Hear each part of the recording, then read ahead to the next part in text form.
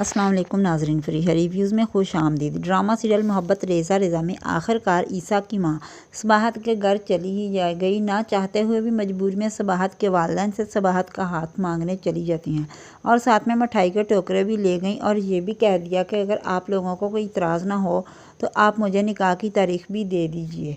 सबाहत ने साफ कह दिया कि आप लोग जज्बात में आकर ये फ़ैसला ना करें, लेकिन ईसा की मां को जल्दी है कि सबाहत को घर लाकर इतना जलील करूं और ईसा को सबाहत से बदगुमान करके जल्द ये किस्सा ख़त्म करवा दूं।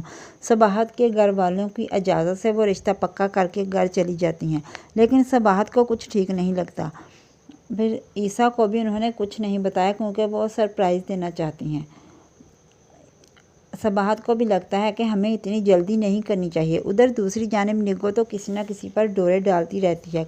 कभी अरबाज पर और कभी मामू मामानी आ जाते हैं ईसा के सामने निगो की तारीफ़ें करने। वो लोग यही चाहते हैं कि हम अपनी बेटी की शादी इस घर में कर दें ताकि हमें घुसने का ठिकाना मिला रहे।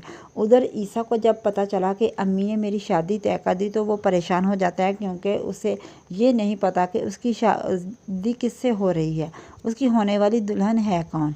ईसा तो अपनी माँ से बहुत मोहब्बत करता है, अपनी माँ की गोद में सर रख कर सारे गम भूल जाता है। उसने अपनी माँ से ये भी कह दिया कि आपका साथ पाकर मेरी थकन दूर हो जाती है। वो अपनी माँ की हर बात मानता है। अब इसी बात का फ़ायदा उठाते हुए ईसा की माँ ईसा का घर ख़राब करेंगी, सबाहत से दूर करेंगी। उधर ईसा के मामू ने दुकान को लेकर बात की तो ईसा ने 25 लाख का चेक दिया तो वो लोग हैरान हो जाते हैं। उनकी आंखें तो फटी की फटी रह गईं कि हमें इतने सारे पैसे दे दिए ईसा ने। फिर शादी वाले दिन ईसा के सामने निगो अपनी फूफो से पूछती है कि मैं दुल्हन का घूंघट उठा दूं, तो उसकी फूफो इशारा करती हैं कि हाँ उठा दो।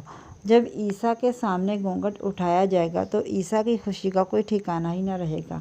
उसे तो यकीन ही नहीं आता कि मैं कोई ख्वाब तो नहीं देख रहा हूँ। फिर आगे चलकर ईसा की खुशियों की दुश्मन बनेगी ईसा की अपनी ही माँ। तो नाजरीन, इसके मुतालिक आपकी क्या राय है, कमेंट्स करके ज़रूर बताएं। अगर वीडियो अच्छी लगे तो वीडियो को लाइक, चैनल को सब्सक्राइब ज़रूर करें।